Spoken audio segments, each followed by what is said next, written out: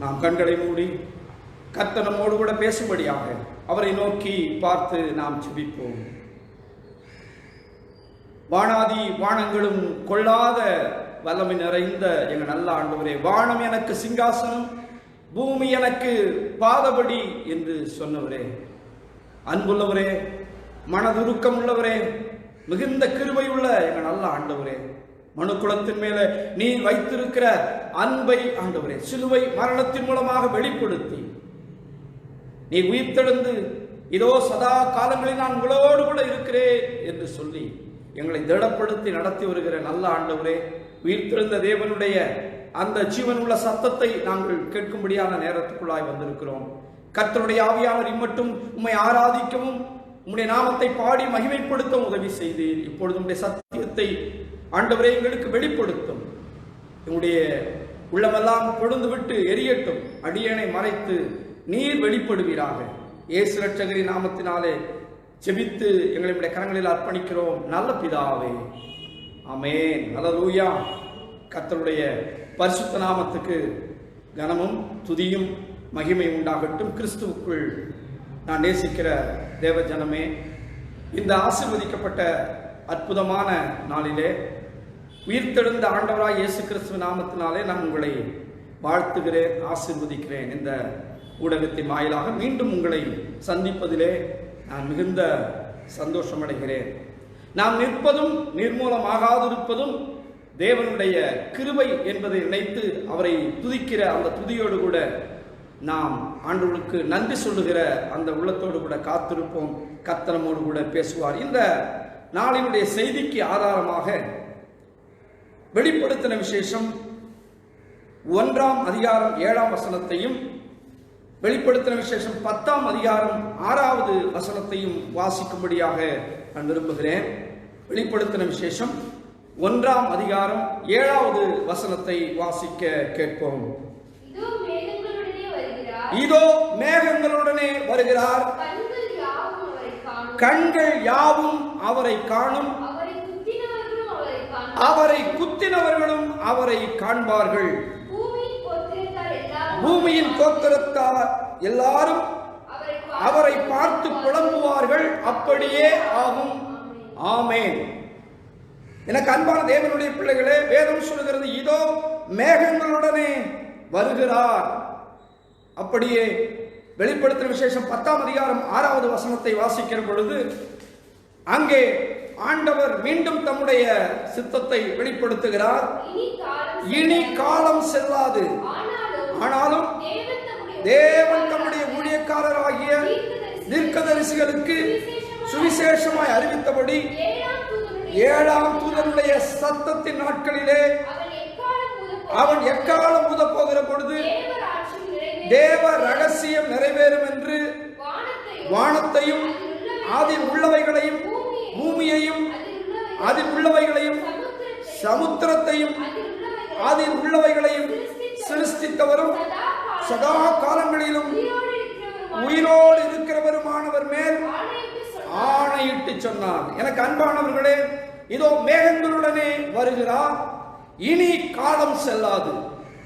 இந்த பரிசுத்த ஓய்வு நாளிலே, ஆண்டவருடைய உயிர்த்தெழுந்த மகிமையான நாளிலே ஆண்டவர் நம்மோடு கூட பேச விரும்புகிற செய்தியினுடைய தலைப்பு இனி காலம் செல்லாது. There shall be no more delay. இனி காலம் செல்லாது. சங்கீதக்காரன் 96ஆம் சங்கீதத்தினுடைய கடைசி வசனத்துல ரொம்ப அழகாக தீர்க்க தரிசனமாக அவரும் முன்னுரைத்திருக்கிறார். அந்த 96ஆம் சங்கீதத்தினுடைய கடைசி வசனத்தை வாசிக்க கேட்போம்.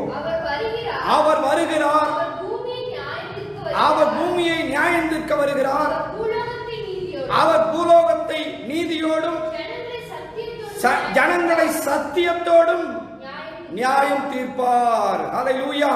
எனக்கு அன்பான தேவனுடைய ஜனமே, அவர் வருகிறார், இனி காலம் செல்லாது.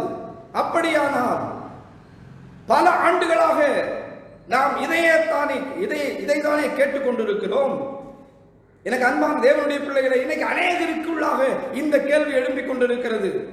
இது அந்த நாட்களிலேயே எழும்பினது. இந்த நாள் வரையிலும் அந்த கேள்வி எழும்பிக் கொண்டே இருக்கிறது. 2 பேதுரு 3ஆம் அதிகாரத்தினுடைய 4ஆம் வசனத்தையும் 9ஆம் வசனத்தையும் வாசிக்கிற பொழுது, அவர் வருவார் என்று சொல்லுகிற வாக்குத்தத்தம் எங்கே?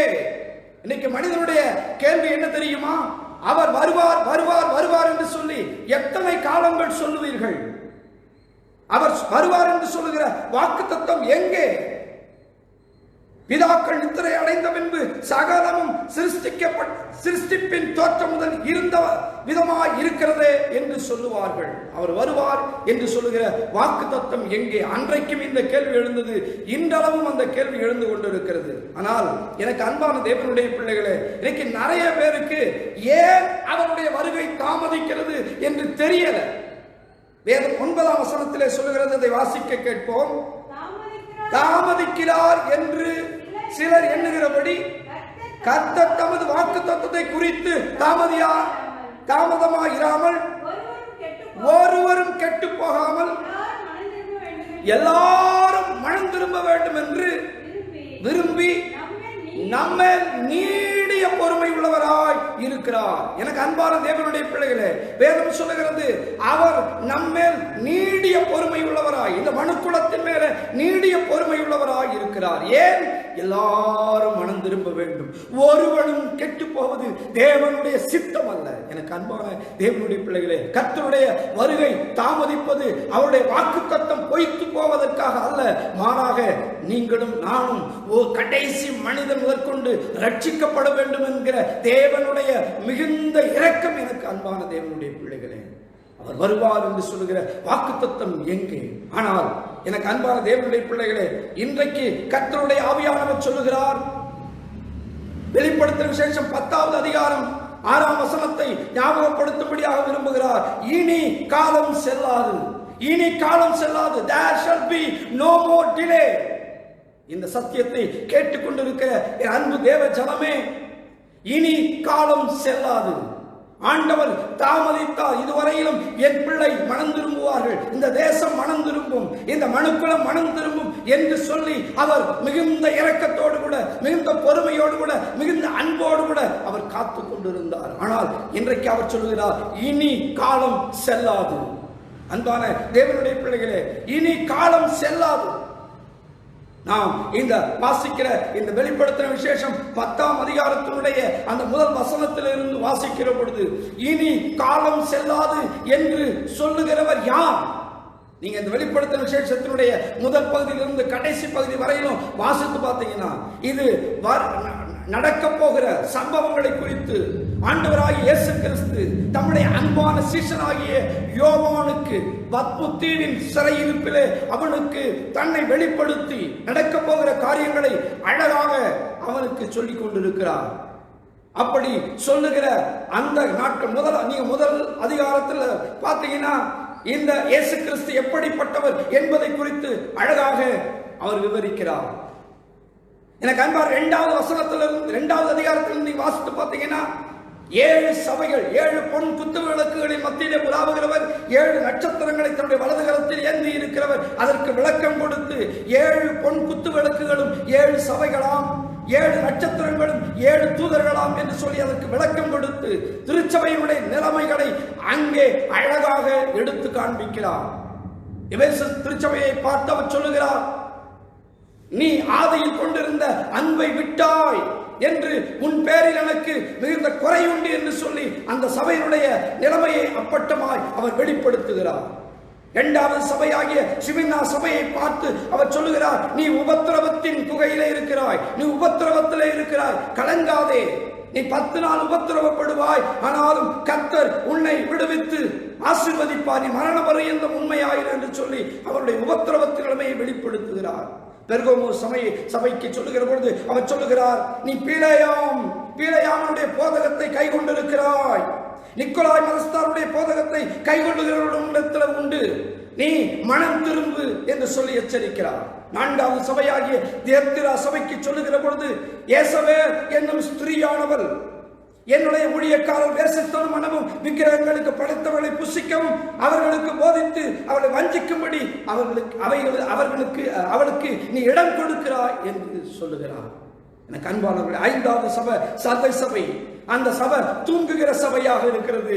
அவர் சொல்கிறார், நீ விழித்துக் கொண்டு சாகிறதற்கு ஏதுவாக இருக்கிறவைகளை விட்டு நீ விலகி ஸ்திரப்படுத்து, உன்னை ஸ்திரப்படுத்திக் கொள் என்று சொல்லுகிறார். 6வது சபையாகிய பிலதெல்பியா சபையின் மேலதான் அவருக்கு கொஞ்சம் பிரியம் ஏற்படுகிறது.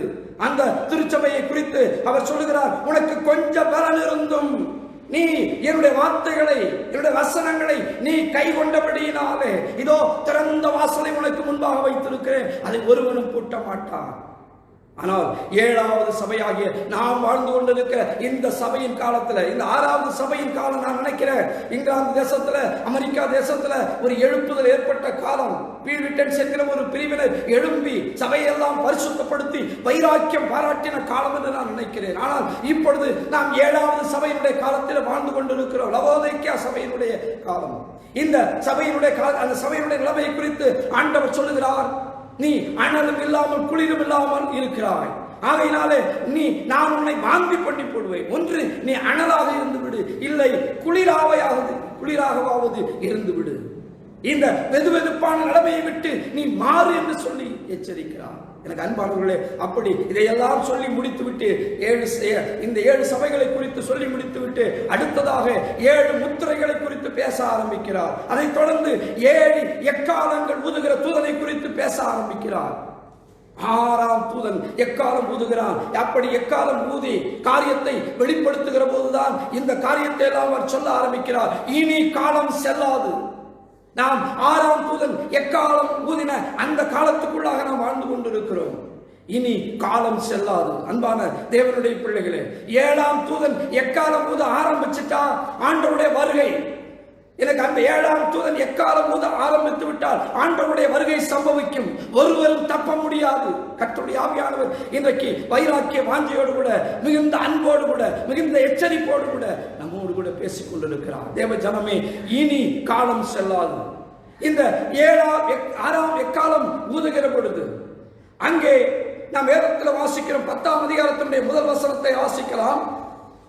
பின்பு பலமுள்ள வேறொரு தூதன் வானத்திலிருந்து இறங்கி வர கண்டேன். மேகம் அவனை சூழ்ந்திருந்தது. அவனுடைய சிரசின் மேல் வானவில் இருந்தது. அவனுடைய முகம் சூரியனை போலவும், அவனுடைய கால்கள் அக்கினி ஸ்தம்பங்கள் போலவும் இருந்தது. எனக்கு அன்பான தேவனுடைய பிள்ளைகளே, இனி காலம் செல்லாது என்று சொன்னது யார் தெரியுமா? பலமுள்ள வேறொரு தூதன் வானத்திலிருந்து இறங்கி வருகிறார். எனக்கு அன்பார், இந்த பலமுள்ள தூதன் இது யாரை குறிக்கிறது? ஆண்டவராகிய இயேசு கிறிஸ்துவை குறிப்பதாக இறையியல் வல்லுநர்கள் சொல்லுகிறார்கள். ஏனென்றால் இந்த தூதன் என்கிற ஆபிரகாமுக்கு ஆண்டவர் தன்னை வெளிப்படுத்துகிற பொழுது ஒரு தூதனை போல அவனுக்கு வெளிப்படுத்துவதாக வேதம் சொல்கிறது. பழைய ஏற்பாட்டிலே இயேசு கிறிஸ்து ஒரு தூதனாக வெளிப்படுத்தப்பட்டிருக்கிறார். இங்கே ஒரு தூதனாக பலமுள்ள வேறொரு தூதன். நானும் இதை ஏன் ஆமோதிக்கிறேன் தெரியுமா?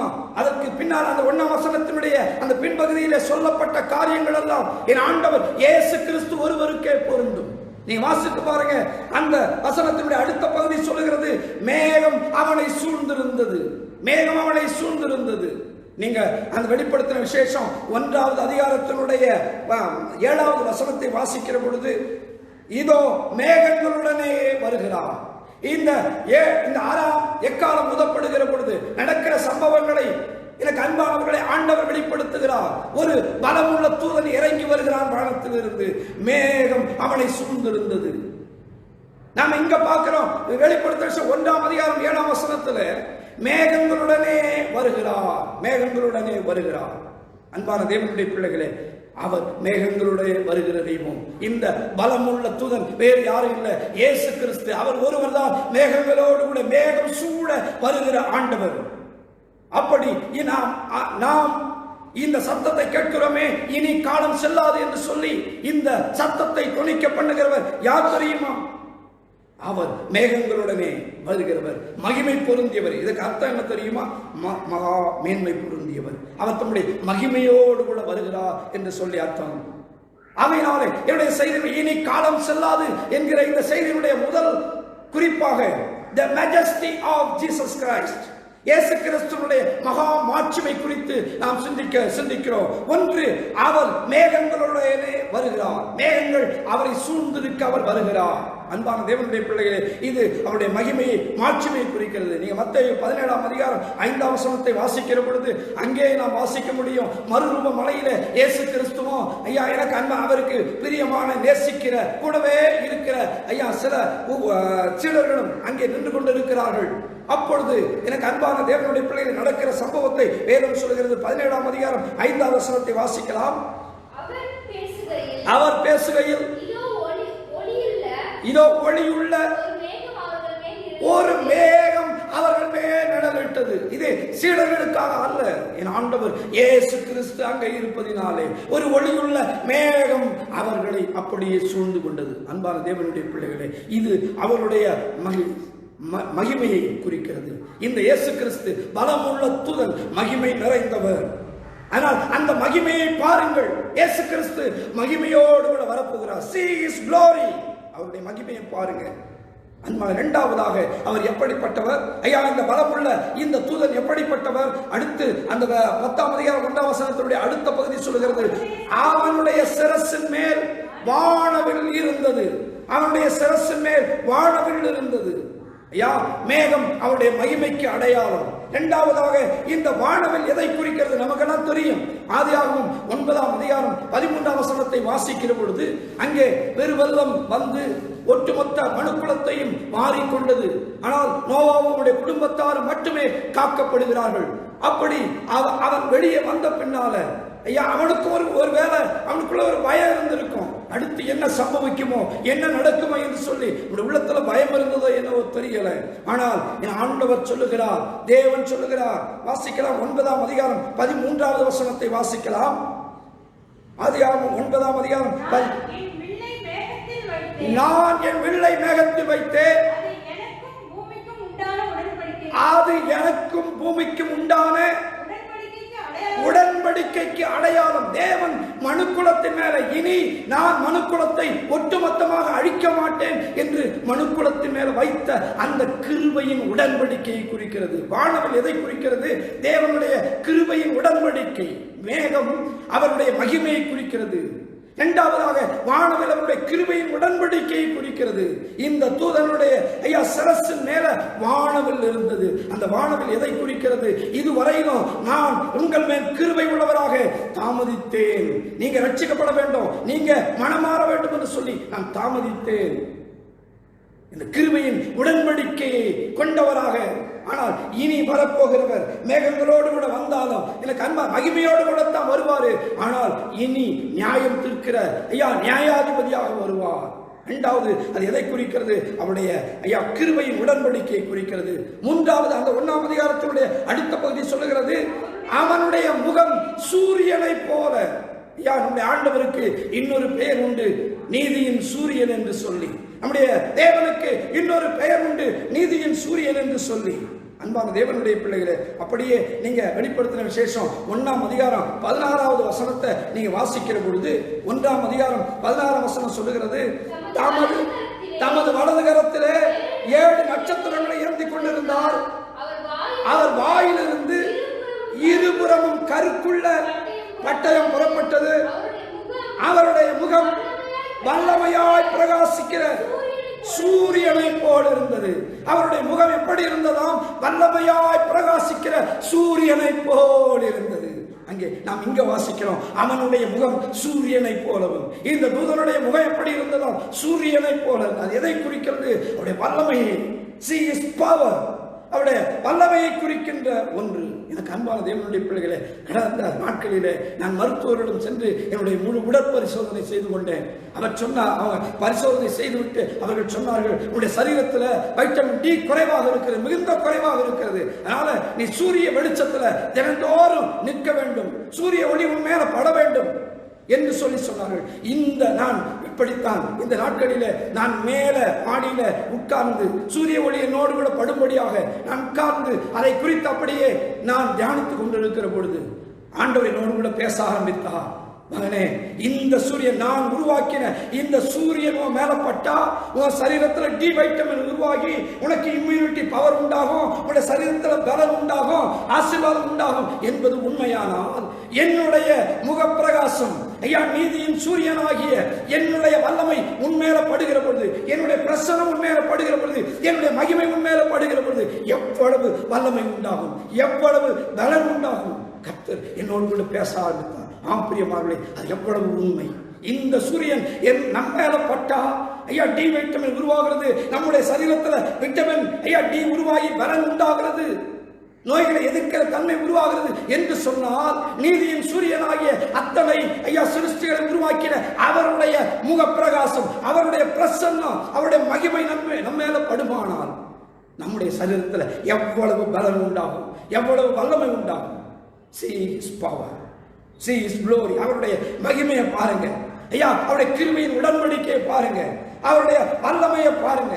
அன்பான தேவனுடைய பிள்ளைகளே, ஒரு காலத்துல ஒட்டுமொத்த உலகம் என்ன தெரியுமா நினைச்சுதான், நம்முடைய பூமியை சுத்தி தான் எல்லா சோலார் சிஸ்டமே இயங்கிக் கொண்டு இருக்கிறது. பூமி தான் சோலார் சிஸ்டத்தினுடைய மையம், சூரிய குடும்பத்தினுடைய மையம் என்று சொல்லி நினைத்ததாம்.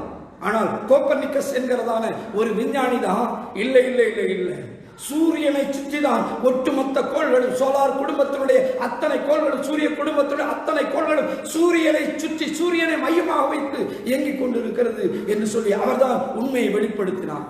ஆச்சரியமானவர்களே, சூரியனை சுற்றிதான் அத்தனை கோள்களும், நீதியின் சூரியனாகிய இந்த இயேசு கிறிஸ்துவை சுற்றித்தான் இந்த ஒட்டுமொத்த உலகம். கர்த்தருடைய ஆவியானவர் நம்மோடு பேசிக் கொண்டிருக்கிறார். அன்பான தேவ பிள்ளையே, இயேசு கிறிஸ்து இல்லாமல், நீதியின் சூரியன் இல்லாமல் இந்த உலகம் இல்லை. இந்த ஒட்டுமொத்த உலகம் அவரை சுற்றித்தான் இயங்க வேண்டும், அவரை சுற்றித்தான் பார்க்க வேண்டும். வேதம் சொல்கிறது, அவரை நோக்கி பார்த்து பிரகாசம் அடைந்தார்கள், அவருடைய முகங்கள் வெட்கப்படவில்லை. என்னை நோக்கி பாருங்கள், அப்பொழுது பிழைப்பீர்கள். அன்பான தேவனுடைய பிள்ளைகளே, கர்த்தருடைய ஆவியானவர் நம்மோடு கூட பேசிக் கொண்டிருக்கிறார். அவரை நோக்கி பாருங்கள், பிழைப்பீர்கள். இந்த நீதியின் இந்த சூரியனாகிய இந்த தேவனுடைய இயேசு கிறிஸ்துவினுடைய முகம் நம்ம மேல பட்டா, அவருடைய பிரசன்னம் நம்ம மேல பட்டா, நம்முடைய ஆவி ஆத்மா சரீரத்துல ஐயா ஒரு பலம் உண்டாகும். இந்த சூரியன் பட்டுச்சுன்னா நம்முடைய சரீரத்துக்கு தான் இம்யூனிட்டி பவர். ஆனால் அந்த நீதியின் சூரியன் நம்ம மேல பட்டாச்சுன்னா, அந்த அவருடைய பிரசன்னம் பட்டாச்சுன்னா நம்முடைய ஆவி, நம்முடைய ஆத்மா, சரீரம் மூன்றிலும் பலம் உண்டாகும், சுகம் உண்டாகும். எனக்கு அன்பான தேவனுடைய பிள்ளைகளே, மூன்றாவது அவருடைய வல்லமை. நான்காவதாக அந்த வசனத்தினுடைய அடுத்த பகுதி சொல்லுகிறது, அவனுடைய கால்கள் அக்கினி ஸ்தம்பங்களை போலவும் இருந்தது. அவருடைய கால்கள் அக்கினி ஸ்தம்பத்தை போல இருந்தது. இந்த அக்கினி ஸ்தம்பம் எதை குறிக்கிறது? அவருடைய பரிசுத்தத்தை குறிக்கிறது. எனக்கு அன்பான தேவனுடைய பிள்ளைகளே, வெளிப்படுத்துற விசேஷம் 1வது அதிகாரம் 15வது வசனத்தை வாசிக்கிற பொழுது, அவருடைய பாதங்கள் உலைக்களத்தில் காய்த்த பிரகாசமான வெண்கலத்தை போல் இருந்தது. அவருடைய கால்கள் ஐயா உலைக்களத்தில் காய்த்த பிரகாசமான வெண்கலத்தை போல இருந்தது. இது எதை குறிக்கிறது? அவருடைய பரிசுத்தத்தை குறிக்கிறது. சீனாய் மலையில ஆண்டவர் ஐயா எரிகிற முச்சடியில தன்னை வெளிப்படுத்திக் கொண்டிருக்கிறார். அப்பொழுது மோசே அவரை சந்திக்கும்படி வருகிறார். அப்படி வருகிற பொழுது ஆண்டவர் சொல்லுகிறார், மோசே, நீ நிற்கிற பரிசுத்த பூமி, உடைய கால்களில் இருக்கிற பாதரட்சை கழட்டி போடு, உடைய கால்களில் இருக்கிற பாதரட்சையை கழட்டி போடு. அந்த அக்கினி ஸ்தம்பம் எரிகிற முச்சடி எதை குறிக்கிறது? தேவனுடைய பரிசுத்தத்தை குறிக்கிறது. நம்ம உள்ள பாவங்களை எல்லாம் தூக்கி எரிந்து விட்டு ஐயா இந்த பரிசுத்த தேவனை நோக்கி பார்க்கிற ஒரு அனுபவம். See his holiness. அவருடைய பரிசுத்தத்தை நோக்கி பாருங்க. அக்கினி ஸ்தம்பம் எதை குறிக்கிறது? அவருடைய பரிசுத்தத்தை குறிக்கிறது. பொன்னானது ஐயா நெருப்பில புடமிடப்படுகிறதா? எதற்காக புடமிடப்படுகிறது? அதை சுத்தப்படுத்தும்படியாக. அக்கினி எதை குறிக்கிறது? பரிசுத்தத்தை குறிக்கிறது. அன்பானவர்களே, the majesty of Jesus Christ, இயேசு கிறிஸ்துவுடைய மகா மாட்சிமை, மேன்மை என்ன தெரியுமா? அவருடைய ஐயா மகிமை. இரண்டாவது அவருடைய கிருபையின் உடன்படிக்கை. மூன்றாவதாக ஐயா அவருடைய வல்லமை. நான்காவதாக அவருடைய பரிசுத்தம். அன்பான தேவனுடைய பிள்ளைகளே, இது தேவனுடைய ஐயா இனி காலம் செல்லாது என்று சொல்லுகிற தேவனுடைய மகா மாட்சிமை. இரண்டாவதாக இயேசு கிறிஸ்துவினுடைய இந்த 10ஆம் அதிகாரம் 2வது வசனத்தை வாசிக்கிற பொழுது வாசிக்கலாம். திறக்கப்பட்ட ஒரு சிறு புஸ்தகம் அவன் கையில் இருந்தது. தன் வலது பாதத்தை சமுத்திரத்தின் மேலும் தன் இடது பாதத்தை பூமியின் மேலும் வைத்து சிங்கம் கட்சிக்கிறது போல மகா சத்தமாய் ஆர்ப்பரித்தான். அவன் ஆர்ப்பரித்த பொழுது 7 இடிகளும் சத்தமிட்டு முழங்கின. எனக்கு அன்பான தேவனுடைய பிள்ளைகளே, இது எதை குறிக்கிறது? முதலாவதாக அவருடைய மகா மாட்சிமையை குறித்து பார்ப்போம். இரண்டாவதாக இயேசு கிறிஸ்துவுடைய மாபெரும் வல்லமை, the magnificent power of Jesus Christ. முதலாவது பார்த்தோம் the majesty of Jesus Christ or the majesty of the personality of Jesus Christ. இரண்டாவதாக the magnificent power of Jesus Christ, இயேசு கிறிஸ்துவுடைய மாபெரும் வல்லமை.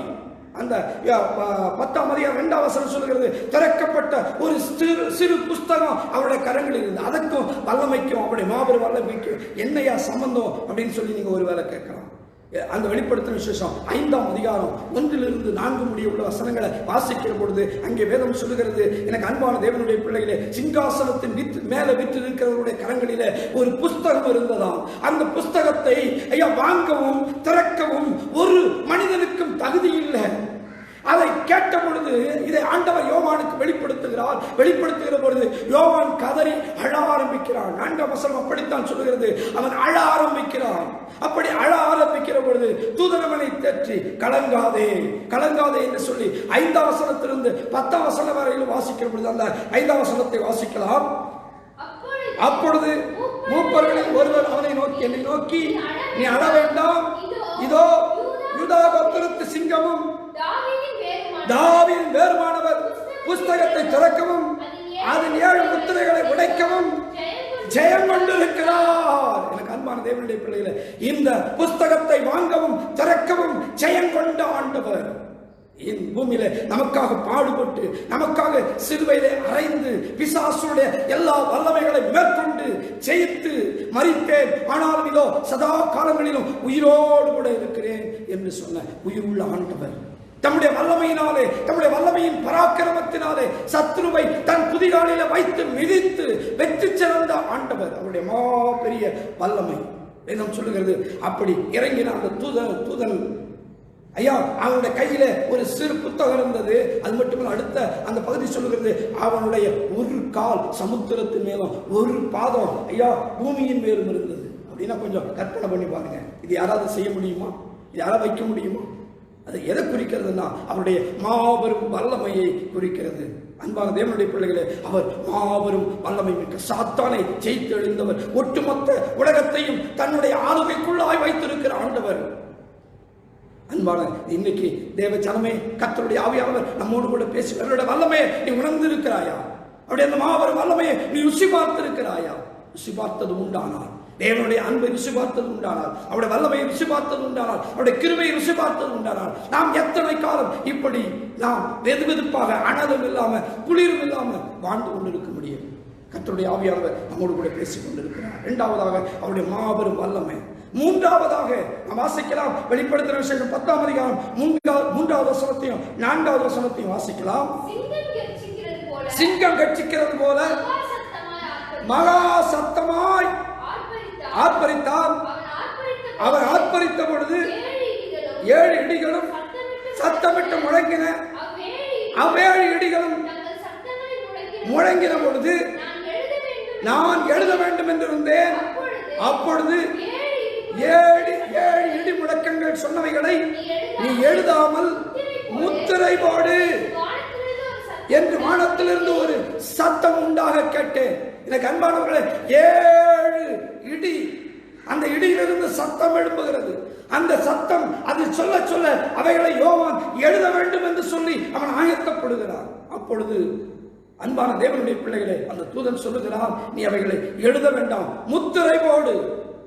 மூன்றாவதாக இயேசு கிறிஸ்துவினுடைய மாபெரும் ரகசியம். இயேசு கிறிஸ்துவினுடைய மாபெரும் ரகசியம், the mysterious plan of Jesus Christ. The mysterious plan of Jesus Christ. மர்மமான மாபெரும் ரகசியம்.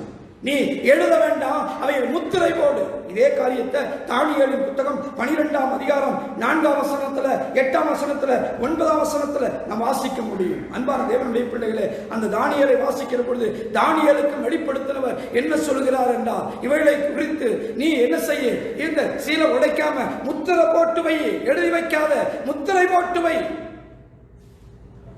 அவருடைய வருகையின் நாட்களுக்குள் இதுவரை நிறைய காரியங்கள், ஐயா தேவனுடைய நிறைய திட்டங்கள், ஏன் தாமதிக்கிறார்? சில காரியங்கள் நமக்கு மறைக்கப்பட்டு இருக்கிறது. ஒருவேளை இது எத்தனை காலம் செல்லும், ஆண்டவருடைய வருகை இன்னும் எத்தனை நாட்கள் செல்லும், எத்தனை மாதம் செல்லும், எத்தனை வருடம் செல்லும், நமக்கு தெரியாது. அன்பான தேவனுடைய பிள்ளைகளே, அது மறைக்கப்பட்ட ரகசியம், முத்திரை போடப்பட்டிருக்கிறது. அந்த முத்திரையை உடைப்பதற்கு அதிகாரம் உடைத்த ஒரே ஒருவர் உண்டு. அவர்தான் நீங்கள் நானும் ஆராதிக்கிற ஆண்டவராகிய இயேசு கிறிஸ்து. நமக்காக மரணத்தை ருசி பார்த்தவர், நமக்காக மரணத்தை ஜெயித்தெழுந்தவர். ஒன்று, the majesty of Jesus Christ, இயேசு கிறிஸ்துவினுடைய மகா மாட்சிமை. இரண்டாவதாக the magnificent power of Jesus Christ, இயேசு கிறிஸ்துவினுடைய மாபெரும் வல்லமை. மூன்றாவதாக the mysterious plan of Jesus Christ, இயேசு கிறிஸ்துவினுடைய இந்த மாபெரும் ரகசியம். சில நேரங்களில் அவருடைய அவர் நம்மை நடத்துகிற விதம், அவர் அனுமதிக்கிற காரியங்கள், ஏன் இந்த கொள்ளையிலோ நாம ஒருவேளை நம்முடைய கெஸ்ஸிங்ல, நம்முடைய யோசனையில நாம தோன்றலாம் இது தேவனுடைய நியாயத்திற்கு, இது அது இது என்று சொல்லி பலவிதமான காரியங்களை சொல்லிக் கொண்டிருக்கிறோம். ரகசியம் தேவனுக்குரியது. அன்பான தேவனுடைய பிள்ளைகளே, கர்த்தர் மட்டுமே உண்மையான ரகசியத்தை அறிவார். இன்னும் எல்லா காரியங்களும் முத்திரை போடப்பட்டிருக்கிறது. ஒரு நாள் வரும், கர்த்தர் எல்லாவற்றையும் வெளிப்படுத்தும், முத்திரை உடைக்கப்படும், எல்லாம் வெளிப்படும். என் ஆண்டவர் இயேசு கிறிஸ்து மேகங்களுடனே வருவார். மூன்றாவதாக the mysterious plan of Jesus Christ. அடுத்ததாக நான்காவதாக ஒரு காரியத்தை சொல்லி நான் முடிக்கும்படியாக விரும்புகிறேன். அந்த வெளிப்படுத்தின விசேஷம் 10ஆவது அதிகாரம் 8ஆவது வசனத்தை வாசிக்கிற பொழுது, நான் வானத்திலிருந்து பிறக்க கேட்ட சத்தம் மறுபடியும் என்னுடனே பேசி, சமுத்திரத்தின் மேலும் பூமியின் மேலும் நிற்கிற தூதனுடைய கையில் இருக்கும் திறக்கப்பட்ட சிறு புஸ்தகத்தை நீ போய் வாங்கிக்கொள் என்று சொல்ல, நான் தூதனிடத்தில் போய் அந்த சிறு புஸ்தகத்தை எனக்கு தாரும் என்று, அதற்கு அவன் நீ இதை வாங்கி பூசி, இது உன் வயிற்றுக்கு கசப்பாயிருக்கும், ஆகிலும் உன் வாய்க்கு இது தேனை போல மதுரமாய் இருக்கும் என்றான். எனக்கு அன்பான தேவனுடைய பிள்ளைகளே, அடுத்ததாக the ministry assigned by Jesus Christ, இயேசு கிறிஸ்து விரும்பும் மேலான ஊழியம், நம்முடைய கரங்களிலே கொடுத்திருக்கிற மாபெரும் ஊழியம். எனக்கு அன்பானவர்களே, அந்த புஸ்தகத்தை அவர் அந்த தூதன் தன்னுடைய கையில் இருந்த புஸ்தகத்தை, ஐயா அவர் திறக்கப்பட்ட சிறு புத்தகத்தை அவர் கையில் வைத்திருக்கிறார். அதை எனக்கு கொடு, அதை வாங்கிக்கொள், போய் வாங்கிக்கொள் என்று சொல்லி தூதன் சொல்லுகிறார். ஆனால் அன்பான தேவனுடைய பிள்ளைகளே, இந்த தூதனிடத்துல போய் இந்த புஸ்தகத்தை தாரும் என்று சொல்ல அவன் சொல்லுகிறான், இதை நீ வாங்கி பூசி, உன்னுடைய வாய்க்குள்ள இது செல்கிற பொழுது இனிப்பா இருக்கும், ஆனா அது உன்னுடைய வயிற்றுக்குள்ள எந்த கசப்பா இருக்கும். இன்னைக்கு நிறைய நேரங்களில அன்பான தேவனுடைய பிள்ளைகளே, வசனம் நம்முடைய வாய்க்குள்ள செல்கிற பொழுது, வாய்க்குள்ள செவிக்குள்ள செல்லுகிற பொழுது இனிப்பா இருக்கும். வசனத்தை கேட்கிற பொழுதெல்லாம் நமக்கெல்லாம் எப்படி தெரியுமா இருக்கும், ரொம்ப இன்பமா, என்ன ஆண்டவர் நம்மோடு கூட பேசுகிறாரு, ஆண்டவர் நம்மோடு கூட பேசுகிறாரு அப்படின்னு நினைப்போம். ஆனா வயிற்றுக்குள்ள போகும்போது, அதை செயல்படுத்துகிற பொழுது அது நமக்கு மிகுந்த கசப்பா இருக்குது. செயல்படுத்த முடியல. வாய்க்கு தேளா இருக்கிற மதுரமான தேளா இருக்கிறது, ஆனா வயிற்றுக்குள்ள போனவனே அது செயல்படுத்துகிற பொழுது மிகுந்த கசப்பு. அதை டைஜஸ்ட் பண்ணி, ஐயா அதை டைஜஸ்ட் பண்ணி அது உடம்புக்கு ஸ்ட்ரென்த் கொடுக்கணும்ல, ஆனா அது ரொம்ப கசப்பா இருக்குது. அன்பான தேவனுடைய பிள்ளைகளே, அது கசப்பா தான் இருக்கும். ஆனா இந்த கசப்பான, ஐயா ரொம்ப நம்ம எச்சரிக்கிற இந்த தேவனுடைய வசனங்களை, தேவனுடைய வார்த்தைகள், இந்த சிறு புஸ்தகம், எனக்கு அன்பாருடைய யோகானை பார்த்து போய் வாங்கிக்கொள், வாங்கி என்ன செய்ய, புசி, உடைய வாய்க்கு இனிப்பா இருக்கும், ஆனா உன்னுடைய வயிற்றுல போய் அது கசப்பா இருக்கும். அது மட்டும் இல்லை, அதுக்கு பின்னால் நீங்கள் பார்த்தீங்கன்னா அடுத்த அவர் சொல்றாரு, இந்த புஸ்தகத்தை நீ என்ன செய்ய, நீ 10ஆம் வசனத்தை 11ஆம் வசனத்தை வாசிக்கிற பொழுது அந்த சிறு புஸ்தகத்தை தூதனுடைய கையிலிருந்து வாங்கி அதை புசித்தேன். புசித்த உடனே அது மதுரமா இருந்தது, பின்னால் அவன் வயிறுக்கு போய் கசப்பாயிடுச்சு. அப்பொழுது அவன் என்னை நோக்கி, அந்த தூதன் என்னை நோக்கி, நீ மறுபடியும் அநேக ஜனங்களையும் ஜாதிகளையும் பாஷைக்காரரையும் ராஜாக்களையும் குறித்து தீர்க்க தரிசனம் சொல்ல வேண்டும். நீ போய் என்னோட வார்த்தைகளை அறிவி என்று சொல்லுகிறான். கடைசி நாட்களில் வாழ்ந்து கொண்டிருக்கிற நீங்களும் நானும் தேவனுடைய இந்த சிறு புஸ்தகம் நம்முடைய கரங்களிலே ஆண்டவர் கொடுத்திருக்கிறார். இந்த சிறு புஸ்தகத்தை வாங்கி புசிக்கிறோமா? வாசிக்கிறோம் நிறைய நேரங்கள்ல, ஆனா செயல்படுத்துகிறோமா? அது ரொம்ப முக்கியம். வாசிக்கிறதுக்கு நம்ம ஒப்பு கொடுத்துக்கிறோம், நிறைய பல அதிகாரங்கள் வாசிக்கிறோம், ஆனா வாழ்க்கையில நீங்க நடைமுறைப்படுத்துகிறீங்களா? எந்த அளவுக்கு தேவனுடைய வார்த்தை கீழ்ப்படுகிறீங்க? கர்த்தருடைய ஆவியானவர் நம்மோடு கூட பேசிக் கொண்டிருக்கிறார். The ministry assigned by Jesus Christ, இயேசு கிறிஸ்துவுடைய மாபெரும் இந்த மேலான ஊழியம், இதை நம்ம செய்ய ஆயத்தமாக இருக்கிறோமா? அன்பான தேவனுடைய பிள்ளைகளே, இனி காலம் செல்லாது.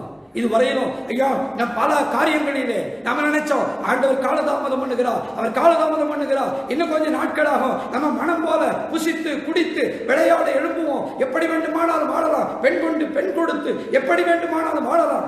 இல்லை இல்லை இல்லை, அன்பான தேவனுடைய பிள்ளைகளே, ஆண்டவருடைய ஆவியானவர் சொல்கிறார், இனி காலம் செல்லாது. இதோ மேகங்களுடனே வருகிறார், இதோ மேகங்களுடனே வருகிறார், இனி காலம் செல்லாது. நம்ம ஐயா நிறைய நேரம் ஞாயிற்றுக்கிழமான தூக்கம் தான், ஆலயத்துக்கு வர்றதுனால தான் அதிகமா தூங்க சொல்லும். அருமையான தேவ பிள்ளையே, இனி காலம் செல்லாது. ஐயா பணத்துக்கும் புகழுக்கும் ஓடி ஆடி உழைக்க ஆயத்தமாக இருக்கிறோம். பணம் புகழ் ஐயா இனி இவைகளிலே இனி காலம் செல்லாது. இன்னைக்கு நம்முடைய வாழ்க்கை குறித்த பெருமை ஆண்டவர் சொல்லுகிறார், இனி காலம் செல்லாது. அசட்டை ஊழியத்தை குறித்த, தேவனுடைய ஆலயத்தை குறித்த, ஐயா தேவனுக்கு கொடுப்பதை குறித்த ஒரு அசட்டை, இனி காலம் செல்லாது. அன்பான தேவனுடைய பிள்ளைகளை, மற்றவர்களை தள்ளி நம்முடைய வாழ்க்கையில நாம முன்னுக்கு வரணும். இனி காலம் செல்லாது. ஐயா மொபைல் டிவி தேவையில்லாத காரியங்களில் நம்முடைய நேரத்தை வீணடித்துக் கொண்டிருக்கிறோமே, ஆண்டவர் சொல்லுகிறார், இனி காலம் செல்லாது. வட்டிக்கு அநியாய வட்டிக்கு விட்டு ஐயா மக்களை கொள்ளை எடுத்துக் கொண்டிருக்கிறோமே இஸ்ரவேல் ஜனங்களை போல, இனி காலம் செல்லாது. லஞ்சம், வரதட்சணை, சாதி பெருமை, ஆண்டவர் சொல்லுகிறார், இனி காலம் செல்லாது. இனி காலம் செல்லாது. ஆண்டவர் இதோ வருகிறார். மாரநாதா இயேசு வருகிறார். மாரநாதா இயேசு வருகிறார். மாரநாதா இயேசு வருகிறார். அன்பான தேவனுடைய பிள்ளைகளே, இதோ சீக்கிரமாய் வருவேன் என்று சொன்னவர் சீக்கிரமாய் வரப்போகிறார். ஆயத்தப்படுங்கள், ஆயத்தப்படுத்துங்கள். ஒரு சம்பவத்தை மட்டும் நான் சொல்லி முடிக்கும்படி விரும்புகிறேன். நான் நேற்றைய தினத்தில் ஒரு மனிதனுடைய, ஒரு புலவர் ஜோ அருள் பிரகாஷ் என்கிறதான ஒரு மனிதன் ஒரு காரியத்தை சொன்னாரு. நீங்க ரேஷன் கடைக்கு போறீங்க, ரேஷன் கார்டு இல்லாம போவீங்களா? பேங்க்குக்கு போறீங்க, பேங்க் பாஸ்புக் இல்லாம போவீங்களா? மருந்து கடைக்கு போவீங்க, நீங்க மருத்துவருடைய பிரிஸ்கிரிப்ஷன் இல்லாம, அந்த சீட்டு மருந்து சீட்டு இல்லாம போவீங்களா?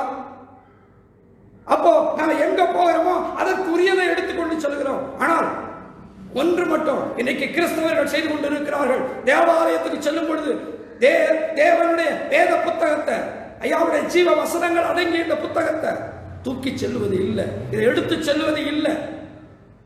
ஏன்னா நீங்க அட்வான்ஸ் டெக்னாலஜி அது வந்துச்சு, மொபைல் வந்துருச்சு, அதே எல்லாத்தையும் பார்த்துக்கலாம், இதே எல்லாத்தையும் செஞ்சுக்கலாம். மருந்து கடைக்கு போனா மருந்து சீட்டோட கூட தான் போறோம். மருத்துவமனைக்கு போனா ஐயா அவருடைய அந்த ரெக்கார்டு, மருத்துவர் எழுதி கொடுத்த ரெக்கார்டு கூட செல்லுகிறோம். ரேஷன் கடைக்கு போனா ரேஷன் கார்டோடு கூட செல்லுகிறோம். மரிய பேங்க்குக்கு போனா பேங்க் பாஸ்புக்கோடு கூட செல்லுகிறோம். ஆனால் ஆலயத்துக்கு செல்லும் பொழுது மட்டும் எப்படி பரிசுத்த வேதாகமம் இல்லாம செல்ல முடியும்? அத அவன் நான் சொல்லல, அந்த மனுஷன் சொல்றாரு.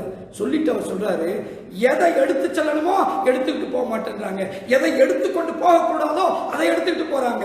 மொபைலை கையில் எடுத்துட்டு போறாங்க. மொபைல் அங்க எடுத்துட்டு போன உடனே ஒரு கால் வரும்.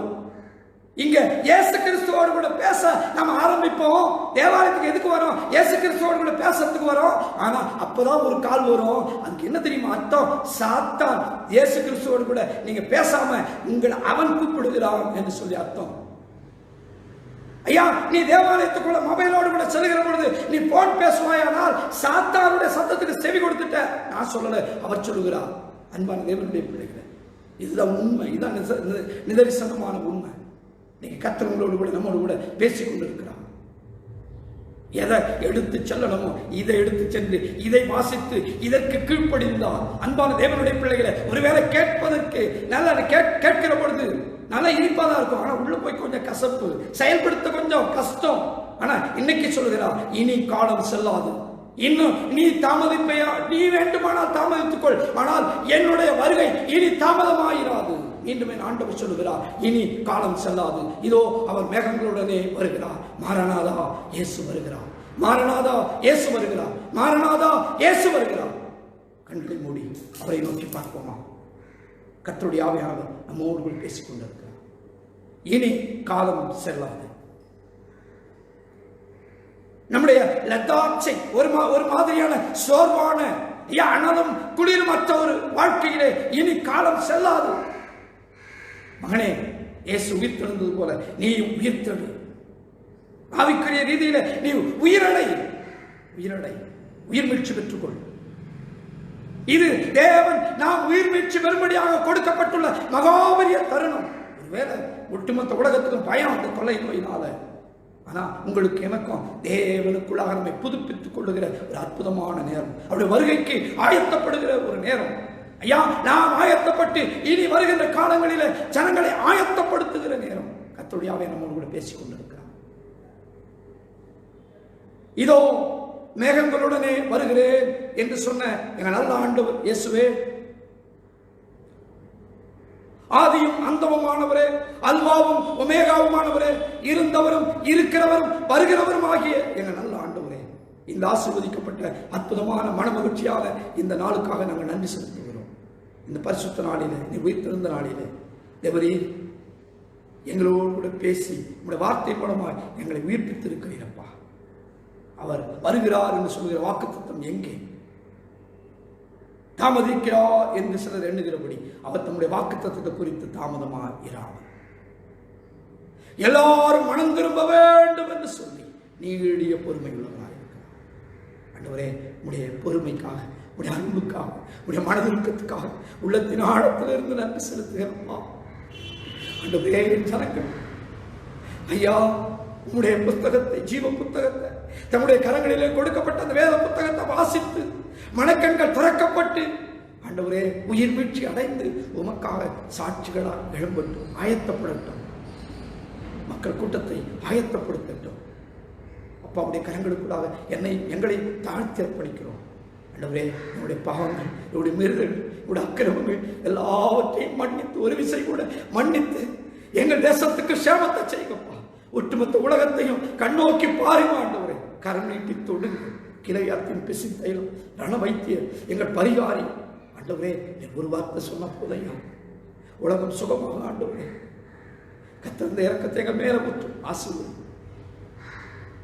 ரட்சகர் மரித்து உயிர்த்தெழுந்த ஜீவன் உள்ள இதோ வரப்போகிற அந்த உன்னதமான நாமத்தினாலே ஜெபித்து அர்ப்பணிக்கிறோம் நல்ல பிதாவே.